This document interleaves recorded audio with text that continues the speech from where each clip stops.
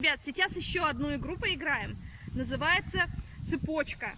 Мы сейчас с вами создадим паутину, то есть мы должны перепутаться местами.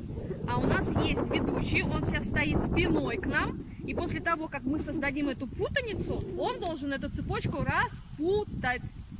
Готовы? Да. Начинай, Аида, переходи. Начинай путать. Так, хорошо, опускайте. Вот, перешагивай прям туда. Молодец, помогай. Вот Макар. Вот, давай дальше. Как вы перешагивали? Да, ничего страшного. Цепочка поднимай.